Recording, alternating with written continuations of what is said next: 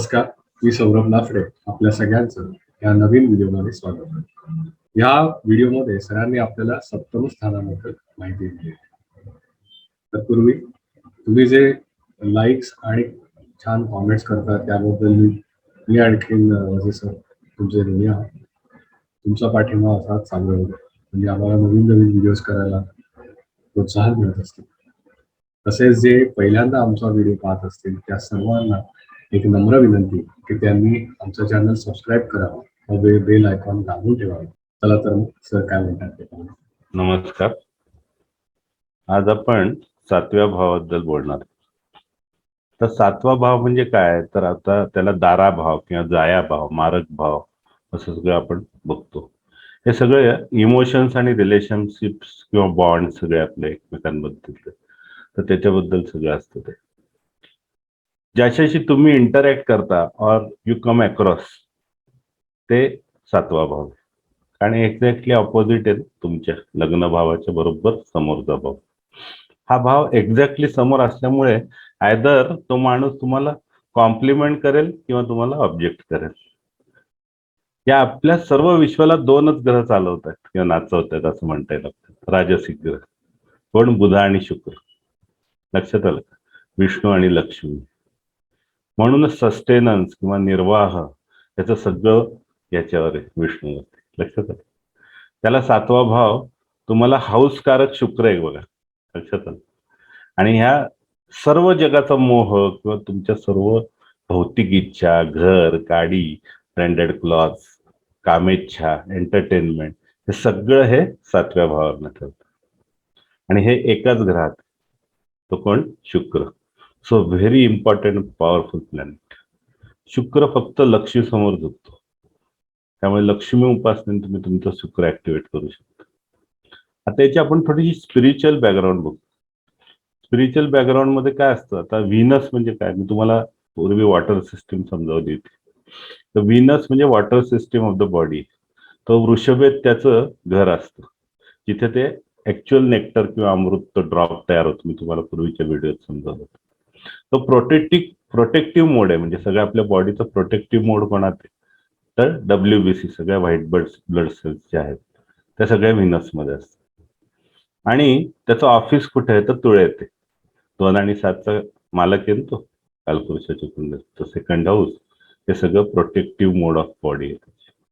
आणि तुळेत त्याचं complete reproduction system. लक्षात आलं? त्यामुळे तिथं वीर्यभाव आपण त्याला म्हणू शकतो.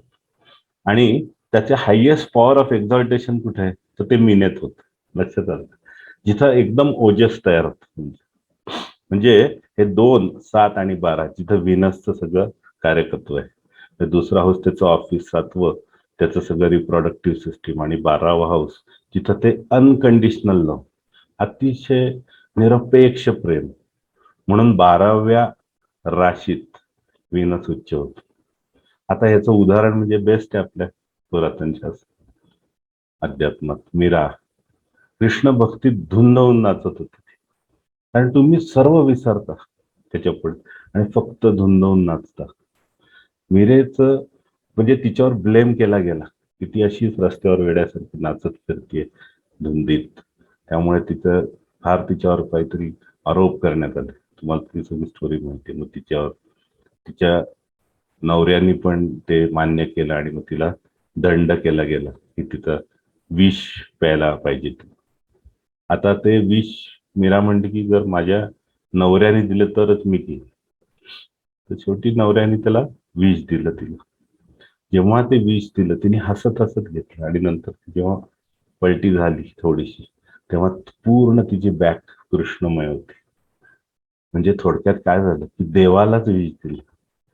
म्हणून तर काय ते ऑफरिंग म्हणतो ना आपण, ते 12व्या हाऊस मध्ये असतं. तुम्ही काय ऑफर करता ते 12th हाऊस वरनं. म्हणून तो सगळा दान धर्म आपण 12व्या भावावरनं पण बघतो. सगळे ऑफरिंग तिथं असतं. मग आता काय झालं पुढं?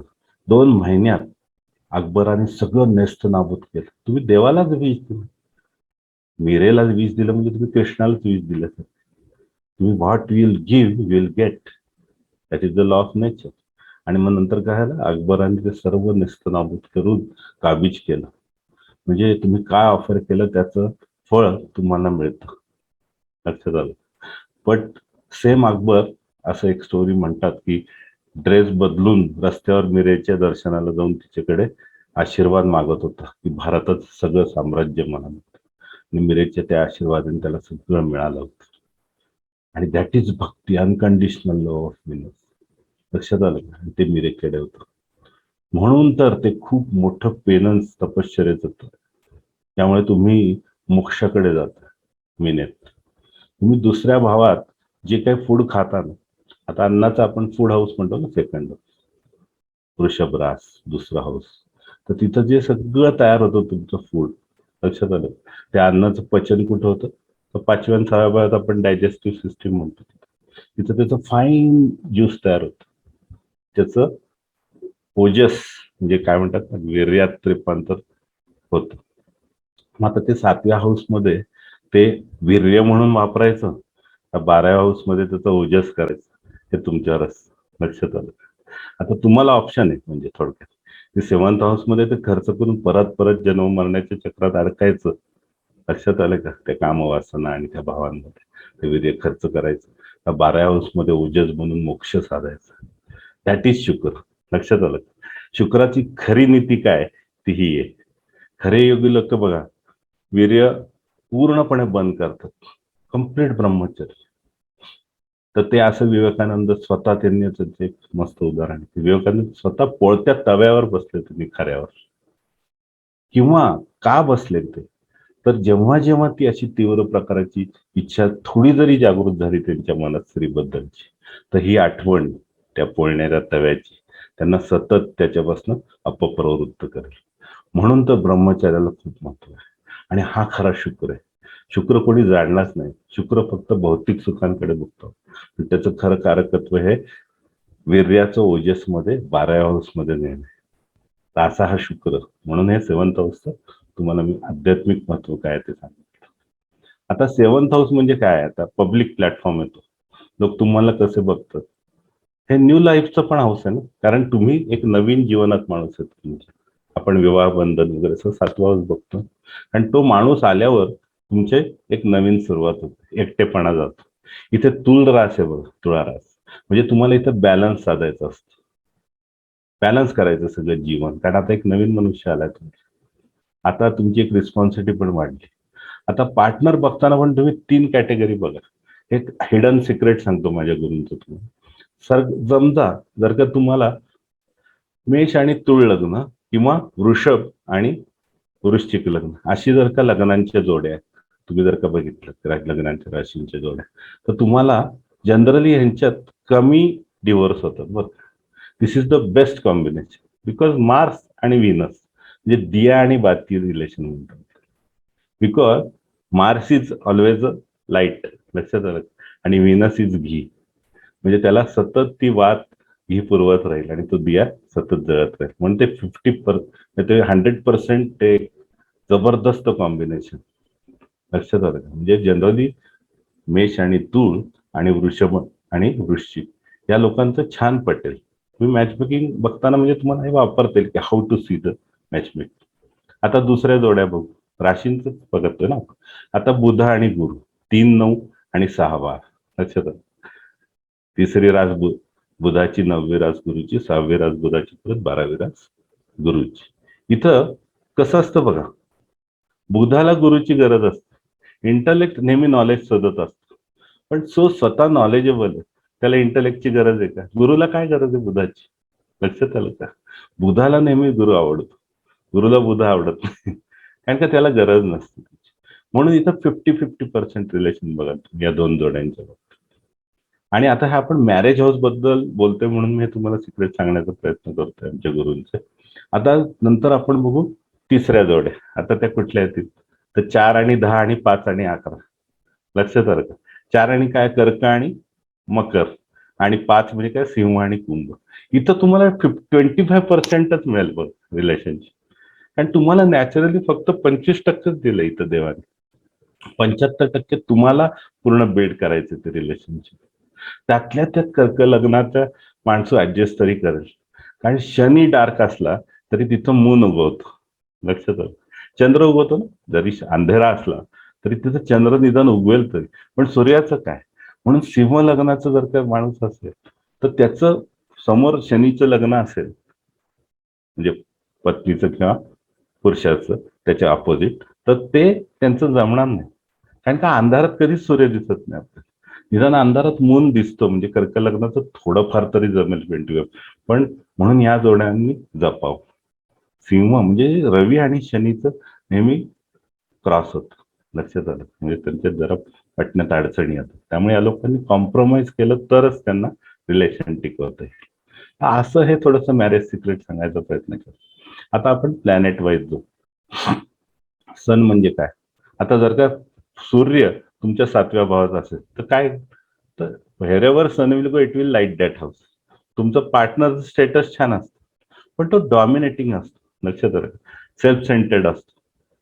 त्याला क्रेडिट दिलं तर तुमचं छान पटेल, लक्षात आलं. मग सन ज्यांच्या 7व्या हाऊसमध्ये, surrender is the best policy. त्या माणसाने नाही तर मग पटणार नाही, आणि सन इज ऑलवेज अ डॉमिनेटिंग तुम्हाला पार्टनर मिळणार. त्यामुळे त्याच्याशी तुम्ही जरा कॉम्प्रोमाइज ॲटिट्यूडनी, सरेंडर वृत्तीने वागाल तर तुमचं रिलेशनशिप छान टिकेल. यांना जेनेटिक हेल्थ प्रॉब्लेम्स येतात, कारण का परत सन म्हणजे डीएनए, लक्षात आलं, आपण लास्ट व्हिडिओ ते बघितलं. आता आपण लाल किताब काय म्हणता याच्या बाबतीत? लाल किताब म्हणतं कार्तिक का सूर्य कमजोर असतो. जर बुध गुरु शुक्र 2, 3, 5 मध्ये असेल ना तर चांगला, म्हणजे खूप पैसा मिळवतो असं म्हणतात. म्हणजे ज्यावेळेस जर तुमचा सूर्य 7 मध्ये, तेव्हा बुध गुरु शुक्र जर का 2, 3, 5 हाऊस मध्ये असतील तर तो खूप छान पैसा मिळवतो. आणि घरीच त्याचा मृत्यू होतो, एक त्याचं खेडन सिक्रेट आहे. बरेच रवी 7 वाल्यांचा घरीच मृत्यू होतो. नंतर आफ्टर 30, म्हणजे आफ्टर 34 गुड भाग्य येतं त्याचं. पण हा ह्यांचा जन्म कधी कधी आत्या मावशी यांच्यासाठी जरा त्रासदायक होऊ शकतो, म्हणजे त्यांना थोडी यांच्या जन्माने तकलीफ होऊ शकते. असं बघा की सूर्य 7च्या वेळेस कधी कधी त्यांच्या आत्या किंवा मावशीला थोड्याशा अडचणी असतात, आणि असं तुम्हाला दिसेल बरं. आणि त्याचे मग उपाय करायचे, म्हणजे मग त्यांची दुःख दूर केली पाहिजे ना, आपल्या शेवटी तर रिलेटिव्ह, तर ते मी सांगेन तुम्हाला. आता त्यांनी असं सांगितलंय, शुक्र का पितृऋण, म्हणजे कधी कधी असं म्हणतात की जेव्हा सन 7व्या भावात असतो तेव्हा शुक्राचं पितृऋण लागतं. शुक्र म्हणजे काय? पत्नी.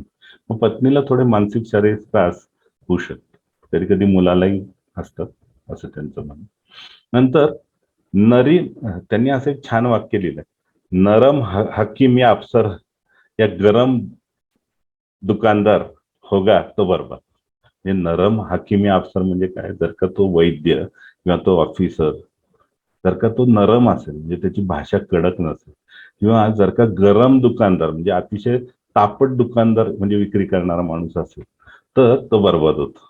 असं सांगायचं, ज्यांचा 7 मध्ये सूर्य असेल त्यांना सांगायचं, जर का तो डॉक्टर असेल, तू बाबा कडक राहा पेशंटची, नरम वागलास तर तुला त्रास होईल. किंवा तू असं मोठ्या ऑफिसर पोस्टवर असेल, त्या माणसाने नेहमी कडक, म्हणजे सॉरी, त्यांनी जर का नरम राहिला तर त्याला खूप त्रास होणार, लक्षात आलं. त्यांनी कडक राहायचं. पण हा जर का एखादा विक्री करणारा सेल्समन दुकानदार असेल तर त्यांनी मात्र म्हणजे एकदम असं म्हणतात ना की म्हणजे नरम राहिलं पाहिजे. म्हणजे हाकीम असेल आणि अफसर असेल तर त्यांनी कडक राहायचं, आणि जर का दुकानदार असेल तर त्यांनी नरम राहायचं. तो जर का तापट असेल, तुम्ही एखादा विक्री करताय, व्यवसाय करताय, बिझनेस करताय, तर तुम्ही अतिशय नरमीने वागलं पाहिजे, नाही तर तुम्ही बरबाद होणार. आणि खरंच ऑब्झर्व केलं, रवी 7 वाला माझ्याकडचा एक क्लायंट होता, आणि तो सेल्स मध्ये होता, आणि तो अतिशय कडक होता, म्हणजे अतिशय चिडचिड आणि मनस्ताप, गरम माथेवाला. तर त्याला कधीच त्याला यश मिळायचं, लक्षात आलं. मग तो माझ्याकडे आला, मी त्याला ह्याच्यावरनं सांगितलं, तू असं शांत राहा, जास्त डोक्यात राग घेऊन जाऊ नकोस. आणि खरंच त्याला हळूहळू त्याचे रिझल्ट खूप सुंदर आले. तर अशा गोष्टी लाल किताबमध्ये अतिशय सुंदर सांगितलं. Just try it, it will get, you will definitely get the result. आता या लोकांनी असं सांगितलं की अजिबात मीठ खाऊ नये बरं का. सूर्य 7 वाल्यांनी कधीच मीठ खाऊ नये असं लाल किताब, नाहीतर तो बर्बाद होतो, म्हणजे त्याची तब्येतही बिघडू शकते, त्याला सगळे हेल्थ प्रॉब्लेम, तरक्की होत नाही त्याची, पैशाचे लॉसेस. आणि जर का पापी ग्रह सेकंड हाऊस मध्ये असतील तर कोणीतरी बाहेरची व्यक्ती त्याच्या जीवनात येते आणि त्याला त्याला सांभाळावं लागतं आणि घरातल्या लोकांच्या हेल्थवर पण पैसा खूप खर्च होतो असं त्यांनी सांगितलं. म्हणजे पापी ग्रह सूर्याचे जे शत्रू आहेत सगळे ते जर का ते सेकंड हाऊस मध्ये असतील, पापी ग्रह म्हणजे लाल किताबमध्ये राहू केतू शनी सांगितलं लक्षात आलं, तर ते जर का तिथं बसले असतील तर तुम्हाला त्याचा त्रास होतो. तर असं बघावं की बाबा पापी ग्रह नसावं तिथं. मग त्याचा तो उपाय काय आहे, तर मगाशी आपण म्हणतो की काहीतरी उपाय केलेच पाहिजेत ना. सूर्यसात हा काय पत्रिकेत म्हणजे लाल किताब कुंडलीत तो मंदाच आहे. मग त्याची लाल भोंडी लाल भोंडी म्हणजे काय, जिचे शिंग नाहीत अशी गाय, तिची सेवा करावी. आणि 7 कॉपरचे स्क्वेअर तुम्ही कुठेही शेतजमिनीत पुरून टाकायचं. कारण 7th हाऊस शेतजमीन, ऍग्रिकल्चर लँड म्हणतो आपण त्याला. तर त्याच्यात तुम्ही जर का पुरले 7 स्क्वेअर तांब्याचे, तर तुम्ही याच्यातनं बाहेर या आणि avoid salt as I told you. नंतर साखर खाऊन घराबाहेर पडायचं, की सूर्य चांगला होतो. लक्षात असं त्याचा उपाय आहे. आता आपण चंद्राला बघू. तुमचा पार्टनर खूप मुडी असतो पराशरी मतात. चंद्र इज इमोशन. तो कुठे गेला? 7व्या हाऊस. 7वा हाऊस पार्टनर.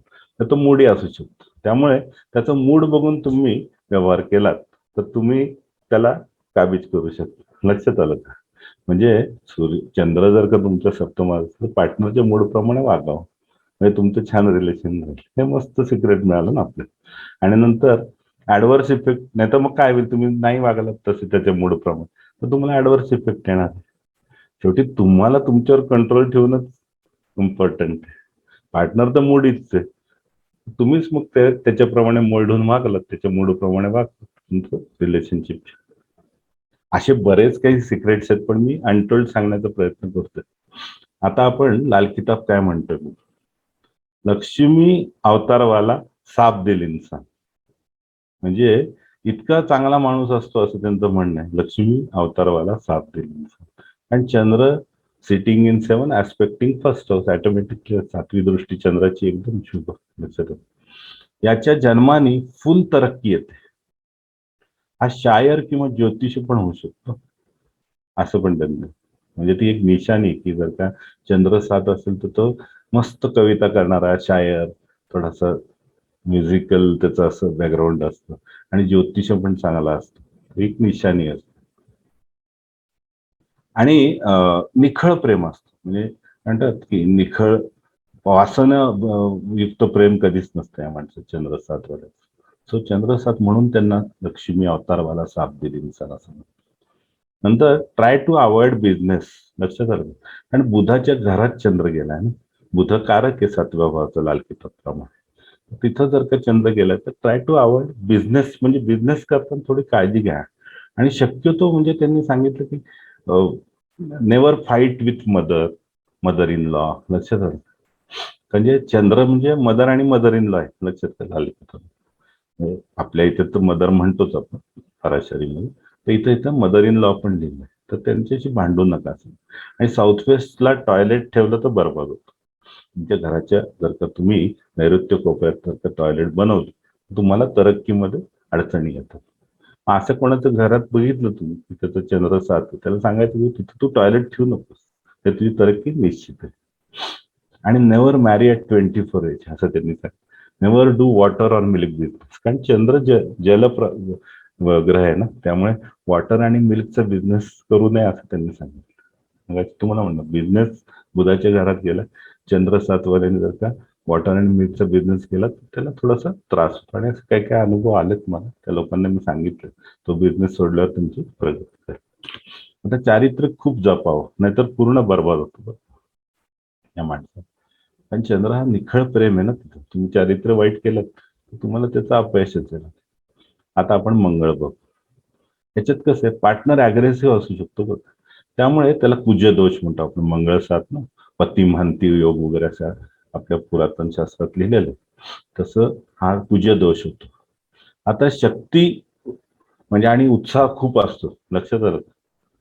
त्यामुळे त्या माणसाच्या स्पीडला तुम्ही कोप अप करावं लागतं. म्हणजे आता तुमचा पार्टनर जर का 7 मंगळ घेऊन आला तर तुम्हाला त्याच्याशी कोप अप करायचं. लक्षात आलं. आणि मग मी आज टोल्ड यू की Mars it has always high speed.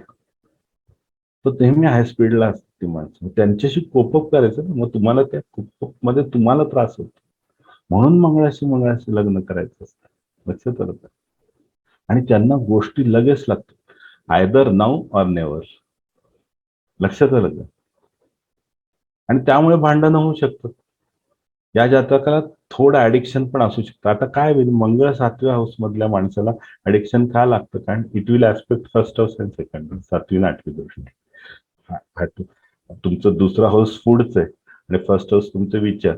मग that will tempt to go toward that drinking and all that habits. So त्या माणसाने जरा हे काळजी घ्यावी, त्यांची ऍडिक्शन चांगली ठेवा, म्हणजे ऍडिक्शन ठेवूच नाही. लक्षात आलं? नाही तर त्यांना बरोबर होतं. आणि त्यामुळे मग त्यांना मोठी पोटाचे त्रास, किडनीचे त्रास होऊ शकतात. लक्षात आलं? आणि यांच्या पार्टनरमध्ये खूप ऊर्जा, शक्ती आणि उत्साह असतो मंगळ 7 वाजता. लक्षात आलं का? आणि हे स्वतः पण अग्रेसिव्ह असते. लक्षात. नंतर आपण बघू लाल किताब काय म्हणतात. मिठा हलवा विष्णू भगवान असं त्यांनी म्हणतात, सुखी असतो. लक्षात आलं? आणि भाच्यांची सेवा केली तर उन्नती होते बरं. लक्षात आलं? त्यांनी असं सांगितलं, भाच्यांची सेवा करा. नंतर दुसऱ्यांना बळ देऊन त्याने म्हणजे शक्त करतो, दुसऱ्यांना तो सहाय्यता करतो. नेहमी दुसऱ्यांना एक मदतगार म्हणून असं उभा राहतो तो माणूस. संगत चांगली असेल तर उत्तम. मंगळ 7 वाल्याला संगत चांगली ठेवायला सांगतात. वरती पराशरीमध्ये पण आपण बघितलं ऍडिक्शन्स लागू शकतात. त्यामुळे आपोआप संगत चांगली ठेवणं मंगळ 7 वाल्यावर बंधनकारक आहे. त्यांनी ठेवलीच पाहिजे चांगली संगत, ते सगळं छान होणार. नंतर सरकारी कामात याला यश येतं. जर बुध 1-8-7 तर खराब, म्हणजे यांच्या घरात तबला किंवा पोपट असेल किंवा स्टेअरकेस रिपेअर केली तर वाईट फलं मिळतात असं त्यांचं. म्हणजे जेव्हा मंगळ 7 असेल तेव्हा 1-8-7 मध्ये जर का बुधा असेल तर खराब बरं ही कुंडली. मग त्यावेळेस त्यांना सांगायचं की बाबा घरात ते तबले, ढोलक बिलक असं काही ठेवू नको. पोपट पाळला असेल तर नको पाळू, त्याला सोडून दे. स्टेअरकेस रिपेअर कधी काढू नकोस. लक्षात आलं? काढलीस तर त्याचे काही वेगळे उपाय आहेत, ते करूनच ते तू काहीतरी काम कर. आणि बहन बेटी बुवा को हमेशा मीठा खाना भेज असं सांगितलंय. खाना खिला केही भेजे. म्हणजे तुमच्या घरी कधी बहन बेटी बुवा आली, म्हणजे आत्या आली की तुमची मुलगी आली किंवा बहीण आली, तर तिला नेहमी काहीतरी गोड खायला देऊनच घरी पाठवायचं. लक्षात आलं का? नेहमी तिच्यासाठी गोड आणायचं. वर्ष पडला तर 10 विटाची भिंत बांधून कच्ची दिवाल बना के उसको तोड दो असं सांगितलं. म्हणजे थोडक्यात काय, वर्षफल मध्ये जेव्हा तुमचा मार्च 7 मध्ये येईल ना, मंगळ 7 मध्ये हलकिताबचे, त्यावेळेस काय करते, छोटी अशी एक कच्ची दिवाल बांधायची, त्याला लाथेने तोडून टाकायचं दुसऱ्या दिवशी, तर ते लगेच त्याचं काही जे काही त्रास आहेत ते जाते. अच्छा. आता आपण बुधाबद्दल. बुध म्हणजे काय, तुमचा पार्टनर इंटेलिजंट असतो, त्यामुळे त्याला तुमची लॉजिकली कन्व्हिन्स करू शकता. लक्षात ठेवा. आणि तीच युक्ती वापरा. म्हणजे तुमच्या पार्टनरला तुमच्याकडे वळवायचं असेल तर बुध 7 आलाय ना, म्हणजे तुमचा पार्टनर इंटेलिजंट आहे, मग त्याला तुमच्या वशात आणायचं असेल तर काय करा, तर युक्ती वापरा. जास्तीत जास्त युक्तीने तुम्ही, लॉजिकल थिंकिंगने त्याला कन्व्हिन्स करून त्याला तुमच्याकडे आकर्षित करू शकता. लक्षात आलं? मर्क्युरी डबल, सो समटाइम्स यांचं काय होतं, 2 रिलेशन्स मध्ये ते अडकू शकतात. ते विटीच मॅलेफिक, लगेच निर्णयाला यायचं नाही. तर त्यांना असं ते एखाद्या वेळेस त्यांचं सेकंड रिलेशनशिप पण येऊ शकते जीवनात. त्यांना थोडं बॉडीच्या लोअर पार्ट्स मध्ये अलर्जी, स्किन इन्फेक्शन होऊ शकतात. कारण शेवटी तो 7th हाऊस आला, जेनेटिक ऑर्गन्स तिथे असतात. त्यामुळे त्यांनी ती काळजी घ्यावी. आता लाल किताब काय म्हणतो. लाल किताब मध्ये काय, नेक दिल इन्सान, दुसऱ्यांची खूप मदत करतात. 24/7 लक्षात, 24 तास ते दुसऱ्याच्या मदतीला धावून यायला तयार असतात. कलम और जुबान की ताकद असते. आणि तो बुध म्हणजे मी आज टोल्ड यू, कलम आणि जुबान, वाणी म्हणजे बुध, परत पेनाची ताकद, ते पण बुध. लिटिगेशन मध्ये कधी फसत नाही, बुध इज कॉम्प्रोमाइजिंग. लक्षात आलं? खाली आहे भरे खजाना, म्हणजे थोडक्यात जर का पहिल्या घरात जर का एखादा ग्रह असेल आणि बुध जेव्हा तुमचा 7व्या हाऊस मध्ये असतो त्या जातकाचे, हे 7 बुध आणि पहिल्या घरात एखादा ग्रह असेल म्हणजे बुध स्वयंवन असेल, कारण पहिल्या घराची दृष्टी 7व्या घरावर असते. जर का तो नसेल पहिल्या घरात कोणी तर बुध स्वयंवन, मग त्याची काही जाण नाही त्याच्यात. पण पहिल्या घरात जर का ग्रह असेल, बुध 7 मध्ये असेल, तर त्यांनी म्हणले खाली आहे भरे खजाना. थोडक्यात त्याच्या जन्मानंतर पूर्ण तरक्कीच होते त्या घरात, पूर्ण तरक्की. बुध 7ला खूप छान फळ दिलंय त्यांनी. पूर्ण कुटुंब सुखी होतं, कुटुंब तारुण्यात होतं, म्हातारपण पण खूप सुखात जाते. बुध 7 बेस्ट प्लेसमेंट आहे for लाल किताब.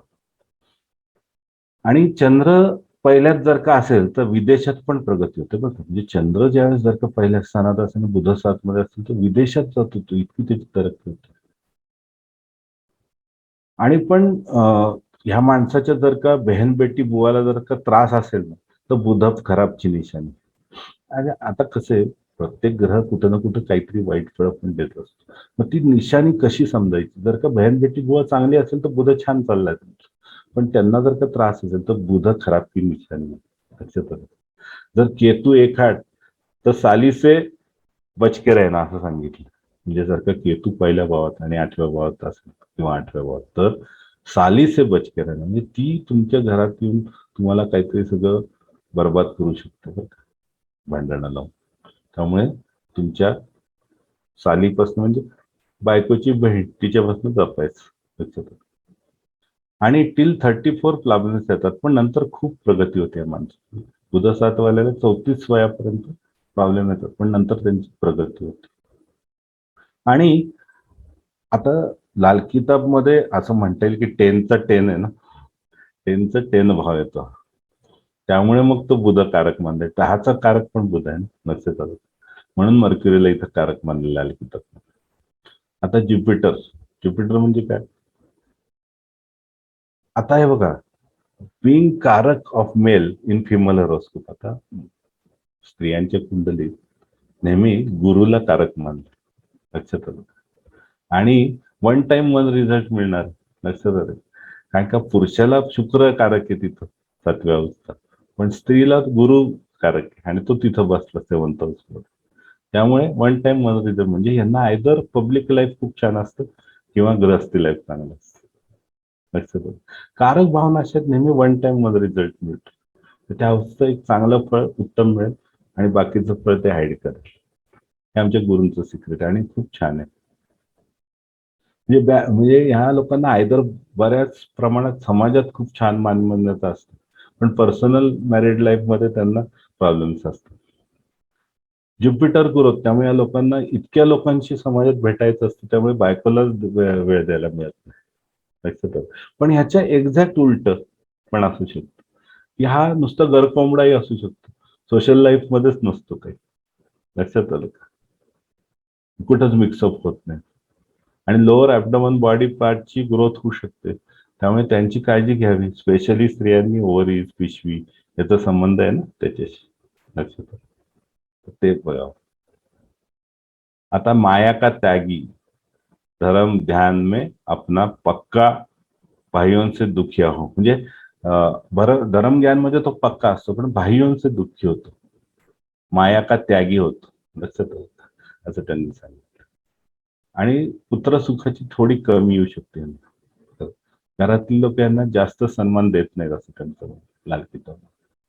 धर्म का मुखिया होतो, धर्माचा मुखिया होऊ शकतो. यात्रेमध्ये सुख मिळतं याला. हा पण आपल्या घरीच मरतो बरं का, लाईक रवी आज आहे.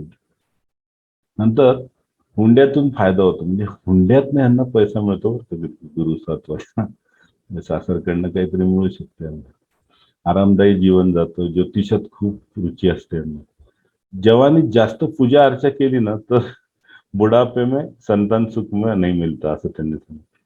तर तुम्ही तरुणपणात जास्त उगाच देवधर्माला लागलात तर तुम्हाला तुमच्या म्हातारपणी मुलं विचारत नाहीत असं त्यांचं म्हणणं. आणि घरात आणि मंदिरात 6 इंचाच्या वरच्या मूर्ती ठेवू नयेत. 6 इंचच्या वरती जर का त्याची हाईट असेल तर त्या मूर्ती ठेवू नयेत असं, नाही तर मग बरबाद. आणि जास्त पूजापाठ करूच नाही गुरु 7 वाल्यांनी असं त्यांनी सांगितलं. आणि इफ दॅट गुरु इज सोया, सोया म्हणजे काय, तर सोया असेल तर लोकांना खूप देतो, स्वतःकडे काही राहत नाही. लक्षात आलं. शनी बुध 2 6 12 असतील नंतर सुलतान सुखाची कमी होते. थोडक्यात काय, गुरु साथ ही काही चांगली पोझिशन नाही लाल तिथं. त्यांनी सांगितलं की जास्त तुम्ही पूजापाठाच्या मागू नका. तुम्ही काय झाले आता, गुरु साथ म्हणजे काय झालं, तुम्ही गेलायत कोणाकडे, त्या राजसी गुरु, सॉरी बुध आणि शुक्राच्या घरी गेला. मग तुम्ही तिथं जाऊन पूजा अर्चा केली तर काय उपयोग. त्यामुळे घरगृहस्थ में अपना मन लगाओ और बच्चे पैदा करून असं डायरेक्ट सांगितलं. जास्त तुम्ही विषयी होऊन तुम्ही चांगलं आपलं जीवन जगा, उगाच जास्त त्या पूजा अर्चेच्या मागे लागू नका असं तुम्ही. आता शुक्र कारक भाव नाश आता परत. आता पराशरांनी अवस्था 2 कारक दिलेत. कारण काय करे, स्त्रीच्या मी तुम्हाला मगाशीच सांगितलं, स्त्रीसाठी गुरुचे कारकत्व लक्षात आलं का, तिथं वृद्धी आहे ना, गुरु इज ग्रोथ. आणि पुरुषासाठी ओनली प्लेजर म्हणून विनस. लक्षात आलं. असं असतं. एक्स्ट्रा भोग वृत्ती असू शकते, कारण का शेवटी शुक्र 7 मध्ये जातो. आणि जर का हा व्हीनस वक्री होऊन म्हणजे आता राहू शनीने ग्रासला असेल तर विकृतीकडे पण नेतो. लक्षात आलं. शुक्र 7 मध्ये वक्री होऊन जर का राहू शनीने ग्रासला असेल तर तो माणूस अतिशय, आता काही सांगण्यासारख्या नाहीत काही गोष्टी, पण तुम्ही समजून घ्या, त्याचं ते कामवासनेचं प्रबलता असते. आता या गोष्टींचे ऑब्सेशन पण होऊ शकतं वगैरे, आणि अतिभोगवादी होऊ शकतो तो माणूस. हे व्यसन होते, त्यामुळे त्याला सप्रेस करावं, आणि ते सप्रेस करायला बेस्ट रिमेडी आपल्याकडे. हे बघा, शुक्राने तुम्ही शुक्राची पॉवर वाढवू शकता म्हणजे हिर्याने. लक्षात आलं. पण सप्रेस करायला तुम्ही झिरकॉन वापर, हे फार हिडन सिक्रेट. तुम्हाला शुक्राची पॉवर, एखादा खूप कामुक माणूस असेल, त्याला त्याच्या वासना कंट्रोल होत नाही, तर त्याला झिरकॉन द्या. इट विल सप्रेस आणि त्याचा तो नॉर्मल होईल. पण तुम्ही त्याला अजून शुक्र घातला, हिरा घातला, तो अजून ऍक्टिव्ह होऊन त्याला अजून तो विकृतीकडे जाईल. म्हणून हे सिक्रेट लक्षात ठेवा. आता आपण लाल किताबकडे. लाल किताब काय म्हणतो, नेक पत्नी मिळते या माणसाला, बरं का, पत्नी नेक मिळते. फॉरेन मध्ये ट्रॅव्हलिंग, कपड्याचे, कॉस्मेटिक्स, आर्ट, क्राफ्ट सगळ्यामध्ये त्याची तरक्की होते, सगळ्या कामात यश मिळते. आणि जर या राहू युतात असेल तर बाहेर खायला येतो. आता परत बघ, लाल किताब तेच म्हणतो, राहूशी युती झाली त्या शुक्राची तर बाहेर खायला होऊ शकतो. पण तरी पण बघा, गुरुची काही त्याच्यावर नजर नाही ना, लगेच कन्क्ल्युजनला येत जाऊ नका ज्योतिष. तर समोरच्याला घाबरवू नका. 6-8 मध्ये सूर्य राहू असेल आणि स्कायलाइट छतातून घरात येत असेल तर पत्नीला खूप त्रास होतो. म्हणजे बघा आता, त्यांनी किती सिंपल सांगितलंय, 6व्या आणि 8व्या भावामध्ये सूर्य राहू असेल, सूर्य किंवा राहू असे असतील 6व्या आणि 8व्या भावात, आणि 7व्या भावात तुमचा जर का शुक्र असेल तर छतातून ते स्कायलाइट करतो ना, त्याच्यातनं जर का घर में रोशनी येत असेल तर पत्नीला त्रास. लक्षात आलं, खूप त्रास होतो. म्हणजे ती तब्येत एकदम फार मृत्यूदायक परिस्थिती पण येऊ शकते. आणि निळे काळे कपडे पत्नीने घालू नये, तो एक उपाय सांगितलेला. आणि काळ्या गायीची सेवा, शुक्राला नेहमी काळ्या गायीची सेवा सांगितली, कारण शुक्राच्या हाऊसमध्ये ग्रह गेलेत ना, तिथं सारखी गायीची सेवा येते प्रत्येक घरात. कच्ची जमीन ठेवावी, म्हणजे काय करतात की आपल्या टाईलच्या मध्ये एखादा असं पोर्शन असं रिकामं ठेवायचं, कच्ची जमीन. लक्षात आलं. आणि ती मिट्टी का होते ना हो. लक्षात आलं. त्यामुळे ती जमीन अशी, तिथं फरशी लावायची नाही, नुसतं अशी खाली अशी टाईल न लावता असं ती जमीन ठेवायची, तर त्याचं तुम्हाला खूप यश मिळेल. आता आपण शनीकडे जाऊ. शनी काय म्हणतो, यांचा आयदर मॅरेज लवकर होतं किंवा उशिरा होतो, पण शक्यतो शनी जरा उशिराच करतो.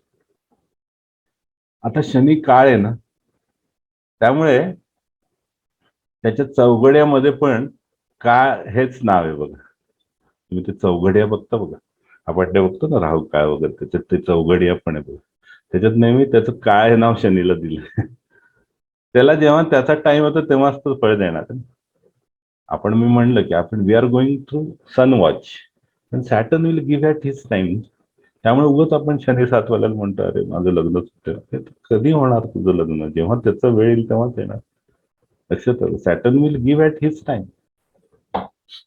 तर आता हे, त्यामुळे हा जातकाला लग्नाला खूप उशीर लावतो बघ.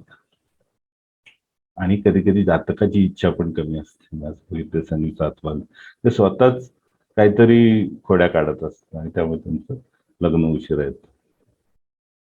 आणि बऱ्याचदा शनी दशे अंतर्दशेत 7.5 केलेली लग्न छान टिकतात बरं का.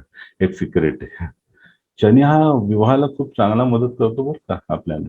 लोकांना उगाच वाटतं बऱ्याचदा 7.5 केलेले लग्न जास्त टिकतात. 7.5च लग्न होतात बऱ्याच लोकांची. शनी दशा असते, बऱ्याचदा शनीचा संबंध असतो. आणि शनी हे एक बंधन आहे ना, ती बंधन गाठ आहे ना. लक्षात आलं का? आपोआप बंधनात जुळतो आपण माणूस. त्यामुळे घाबरू नये. समटाईम्स तुमच्या पार्टनर आणि तुमच्या वयात अंतर असतं किंवा पत्नी मोठी असू शकते. असू देत ना, पण ते बंधन गाठ आहे. खूप छान होईल तुमचं. लक्षात आलं? उगाच घाबरू नका कशाने. तर लाल किताब काय म्हणतो? अंगावर केस तर म्हणजे आता कसं आहे, काही काही लोकांच्या अंगावर खूप जास्त केस असतात. तर जास्त केस नसतील तर उत्तम सांगितलं. जास्त केस नसावेत, चांगला फळ. इन्कम खूप असतं, मकान खूप होतं. शनी मकान आहे लाल किताबमध्ये, म्हणजे मकान खूप बनवतो. बुध 11 तर खूप धनी होतो. बुध 11 शनी असेल, शनी 7 असेल, मस्त धनी होतो. आणि मंगळ गुरुनी दृष्ट असेल तर खूप म्हणजे दीर्घायू होतो. म्हणजे मंगळ गुरुनी जर का हा शनी दृष्ट असेल 7व्या भावात तर दीर्घायू योग आहे. आणि जर का त्यांनी शराब आणि पराई औरत अशी काही वाईट व्यसनं अशी काही केली तर ते खूप पूर्ण बरबाद होत असतं. परोपकारी दानी राहिला तर तरक्की खूप छान होते. सफर से तरक्की, म्हणजे जास्तीत जास्त प्रवास केला तर तरक्की आहे. शनी 7वाल्याला सांगायचं फिरत राहा. शुक्र संबंधी व्याधी, म्हणजे आता शुक्र संबंधी काही काही व्याधी होऊ शकतात शनीच्या माणसाला. म्हणजे काय, आता तो शुक्र म्हणजे काय, शेवटी ब्लड पॉयझनिंग पण होऊ शकतं, हार्ट प्रॉब्लेम होऊ शकतात. आणि शुक्राचा संबंध मेन ह्याच्याशी आहे. तुम्ही गोड खाऊ नका, लक्षात आलं. आणि शुक्र आपले सगळे जेनेटिक ऑर्गनशी रिलेटेड, म्हणजे किडनी राग वगैरे हे त्रास देऊ शकतात. आणि बाईल, डायबिटीस, लक्षात आलं. कारण तिथं शुक्राचा संबंध आहे ना पॅनक्रियाशी, तर ते मेन आहे, लक्षात आलं. आणि ब्लड पॉयझनिंगचा त्रास होतो, हार्ट प्रॉब्लेम होऊ शकतो. तर त्यामुळे शनी 7वाल्याने हे सगळं जपायचं. दूसरों की आंख में मिट्टी डालने वाला, समज गया. म्हणजे हा माणूस, या माणसाला लोक खूप मानतात. कारण का दुसऱ्यांच्या डोक्यात तो डोळ्यात मिट्टी टाकतो, त्यांना कळतच नाही हा माणूस कसं. त्यामुळे याचा फायदा होतो या माणसाला. पण जर खराब असेल तर म्हणजे काय म्हणतात, खुद की आंख में मिट्टी डालणं. जर का दुसरों की आंख में मिट्टी डालने वाला असेल तर चांगला शनी, आणि खुद की आंख में मिट्टी डालने वाला शनी आहे म्हणजे काय, तो खराब झाला. लक्षात आलं. आणि जर चंद्र मंदा तर दिमागी. चंद्र मंदा असेल जर काय म्हणजे वाईट स्थानात असेल तर ते दिमागी होतं. लक्षात आलं. धन प्रॉब्लेम म्हणजे दिमागी म्हणजे काय, थोडेसे सायको काइंड ऑफ पर्सन. आणि धन प्रॉब्लेम. आणि या माणसाने दारू पिली, चारित्र्य खराब ठेवलं तर पूर्ण बर्बाद होतं असं त्यांनी. त्यामुळे शनी 7वाला कोणी आलं तर सांगायचं बाबा व्यसन करू नको, तुला खूप त्रास होऊ शकतो. आणि सूर्य जर का 4 तर रातांध ठेवा. आपण म्हणतो ना अंधी कुंड रातांध ठेवा वगैरे, तर ते सूर्य 4 मध्ये असेल तर रातांध ठेवा. बुढाप्यात खूप त्रासदायक होतो. मंगळ बद असेल, म्हणजे मंगळ बद होतं तुम्हाला माहितीये, 4थ्या 8व्या हाऊस मध्ये लाल किताबमध्ये मंगळ बद म्हणतात. तर 27व्या वर्षी सेहत खराब होते असं त्यांनी सांगितलं. शनी 7वाल्याला बघा, तुम्ही शक्यतो मंगळ बद असेल तर 27व्या वर्षी जपायला सांगा. असं ते उपाय करायचं शनी 7. परत ते काळ्या गाईची सेवा वगैरे आधी परत. नंतर राहू. तर राहू म्हणजे काय आहे, शेवटी मी तुम्हाला म्हणलं राहू काय अनकन्व्हेन्शनल. त्यामुळे मॅरेज पण कधी कधी अनकन्व्हेन्शनल होतं. कधी कधी ते दे ब्रेक द कास्ट. लक्षात आलं. त्यामुळे कास्ट, दुसऱ्या कास्ट म्हणजे थोडस आपल्या वरच्या खालच्या जातीत त्यांचं लग्न होऊ शकतं. ते बऱ्याचदा आंतरजातीय विवाह करतातच. म्हणजे असे बऱ्याचदा राहू 7वाले मी बघितलं. म्हणजे असं काही फिक्स नाहीये, कारण त्याच्यावर काही शुभग्रहांची दृष्टी असेल तर त्याचं काही होत नाही. पण थोडा तरी काहीतरी डिफरन्स असतो दोघांच्या फॅमिलीमध्ये. लक्षात आलं. हे थोडेसे वेगळे म्हणजे आता त्यातल्या त्यात सुद्धा म्हणजे आता कोकणस्थ असेल तर हे कराडे असतील लक्षात आलं. There is some little difference. किंवा थोडे हे शाळणी पिढी असतील तर हे कुणबी असतील लक्षात आलं. हे थोडस तरी डिफरन्स येतो राहू सातवाड्यात. नंतर किंवा मग त्यांच्या घरातल्या ट्रेडिशन्स मध्ये फरक असतो. आयदर या साईड राहू अनट्रेडिशनल आहे आणि अनकन्व्हेन्शनल, त्यामुळे तो काहीतरी डिफरन्स ठेवतो दोन्ही घरांच्या. आणि तुमच्या लग्नाच्या वेळेस काहीतरी विचित्र घटना पण घडू शकतात राहू सातवाला.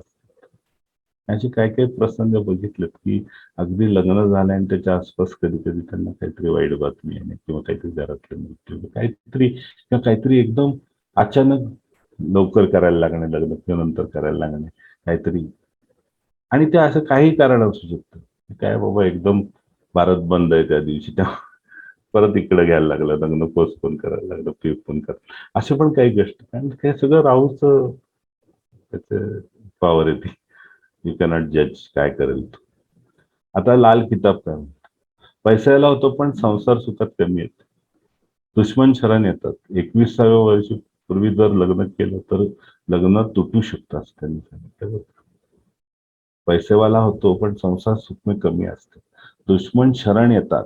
21व्या वर्षापूर्वी लग्न करू नका राहू सातवाले, नाही तर त्याला ते लग्न तुटू शकतं. लोकांवर खूप खर्च करतो आम्ही. कुत्रा पाळला तर धन दौलत कमी होते. म्हणजे राहू सातवाल्याला कुत्र पाळूच नाही असं सांगितलं. वन ऑफ माय केस बरं का, वन ऑफ माय क्लायंट, त्याचा राहू सात होता आणि तो घरात कुत्री ठेवून बसला होता आणि त्याचं लग्न ठरत. त्याला वाटलं पहिलं काही दिवस 3-4 महिने कुत्र तुझ्या मावशीकडे मामाकडे ठेवून दे कुठे. आणि खरंच त्यांनी ठेवलं आणि लग्न ठरलं. म्हणजे कुत्र्याचा संबंध आहे बरं का. कुत्ता पाळू नये राहू सातवाल्याने, नाही तर त्याला त्रास होतो. खूप त्याच्यात म्हणजे लग्नात अडचणी येऊ शकतात. त्यामुळे विवाह संबंधातही अडचणी लग्न झालं असेल म्हणून ह्या गोष्टी फार इम्पॉर्टंट आहेत. राहू हा नेहमी केतूच्या अपोजिट आहे ना, म्हणून तिथं पाळायचा नाहीये कुत्रा राहू सातवाला, लक्षात आलं. आणि त्यांनी काय सांगितलंय की इलेक्ट्रिक पोलीस काम करेल तर प्रॉब्लेम होतो. म्हणजे थोडक्यात काय, इलेक्ट्रिक आणि ह्या गॅजेट बिजेटच्या कामात राहू सातवाल्याने पडू नये. आणि पोलिसाचं म्हणजे काय, या सगळ्या नेव्हल किंवा असे सगळे जे मिलिटरी आणि पोलीस या दलात सैन्य दलातली वगैरे कामं केली तर प्रॉब्लेम येऊ शकतो. आणि असं म्हणलंय त्यांनी की लग्नाच्या वेळी मिनिमम 50 ग्रॅमची वीट सासरकडून कन्यादानात घ्यावी आणि कधीच विकू नये. कारण ही वीट सदैव प्रोटेक्ट करते तुम्हाला. म्हणजे लग्नाच्या वेळेस काय करायचं, सासरकडच्यांना मिनिमम 50 ग्रॅमची चांदीची वीट द्यायला सांगायची आणि ती नेहमी तुमच्या घरात ठेवायची, ती कधीच विकायची. ती प्रोटेक्ट करते तुम्हाला, लक्षात आलं.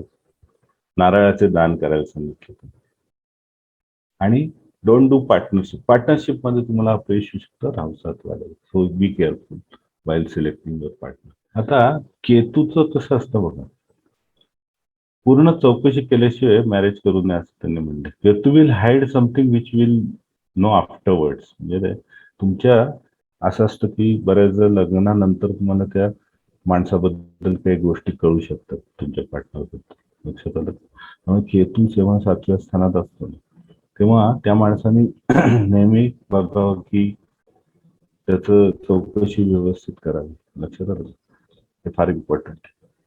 आता अजून त्यांनी काय सांगितलं, लॉर्ड गणेशाची उपासना केली म्हणजे रिद्धी सिद्धी दोन्ही येतात गणेशामुळे. आणि डॉग दत्तवरची याने पण तुम्हाला फार फायदा होता. आता लाल किताब काय म्हणतं, बहादूर शेर कुत्ता जो दुश्मनों को मार भगाए, लक्षात आलं.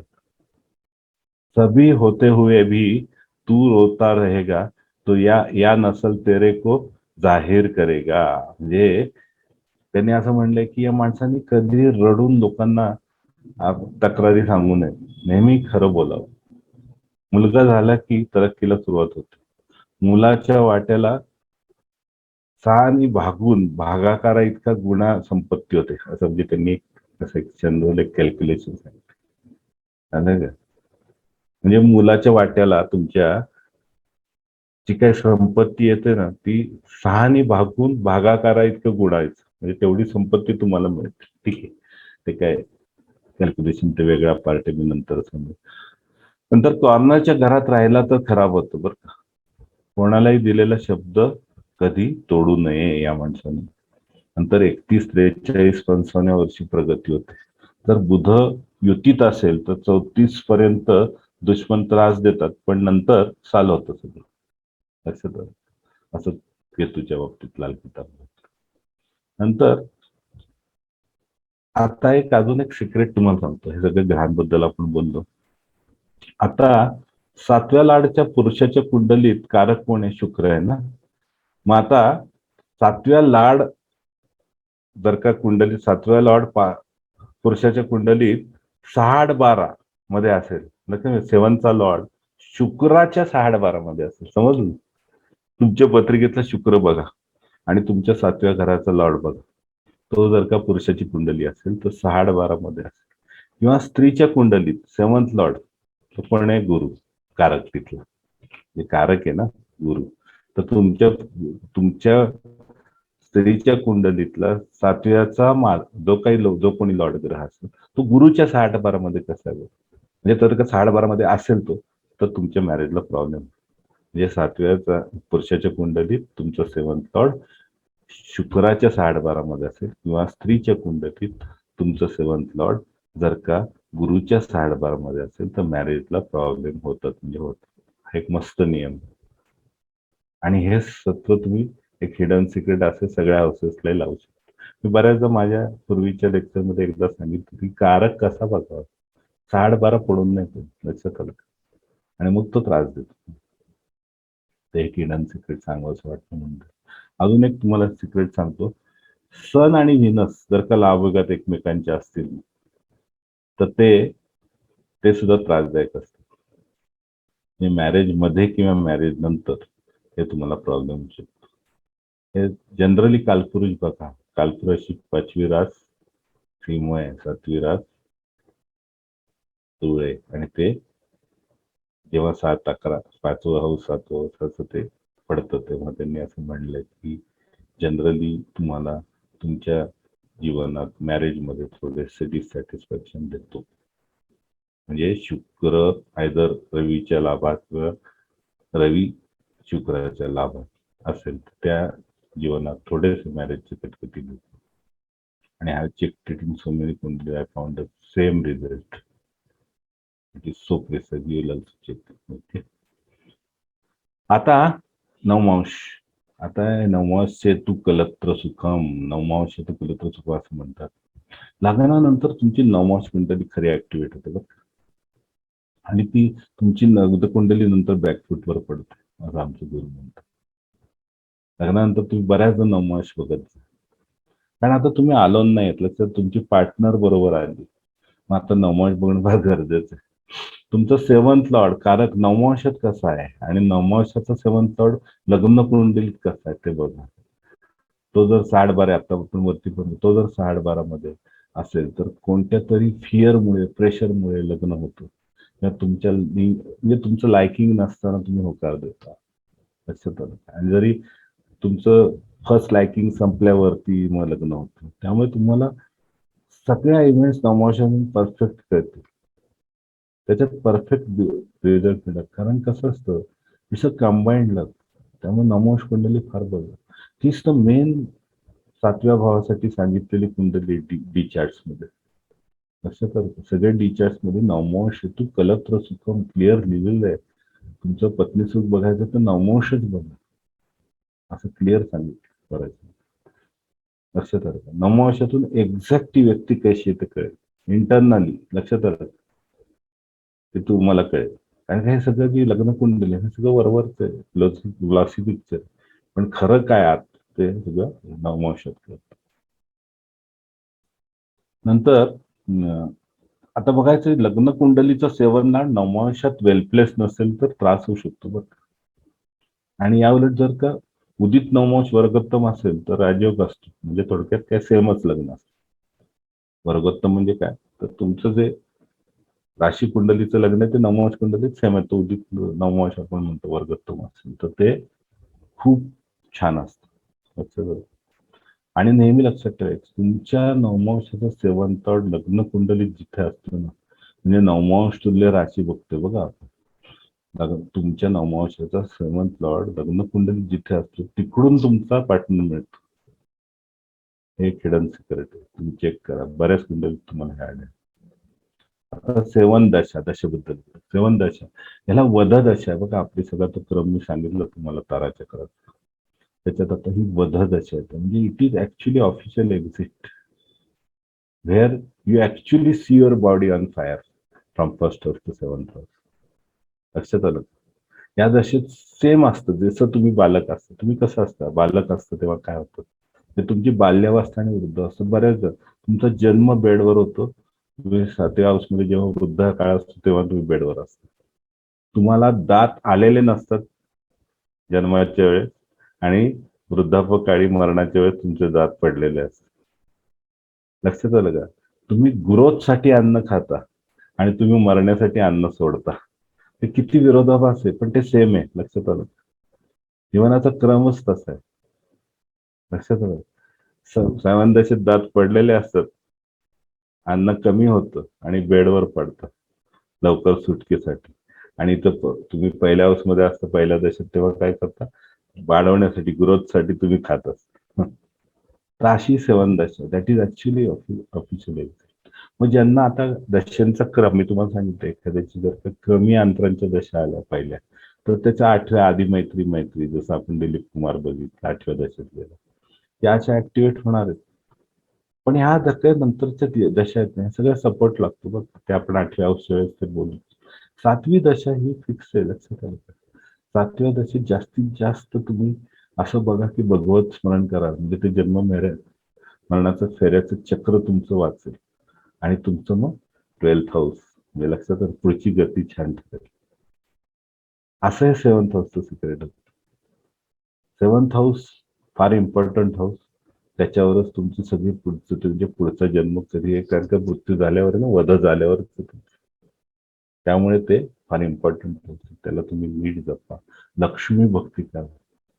विष्णू लक्ष्मी संबंध आहे त्याची, ह्या खुदा आणि शुक्र आहेत बरं का, कारण लाल किताबचे पण तुम्ही बघा. त्याप्रमाणे तुम्ही भक्ती केली, 7th हाऊस खूप उत्तम फळ देईल आणि तुम्हाला उत्तरोत्तर यश आणि तुमच्या रिलेशनशिप इश्यू जर काय असतील त्याच्यात तुम्हाला चांगलं फळ मिळेल. Thank you very much. That is what I want to tell about 7th house. खूप छान वाटलं. थँक्स.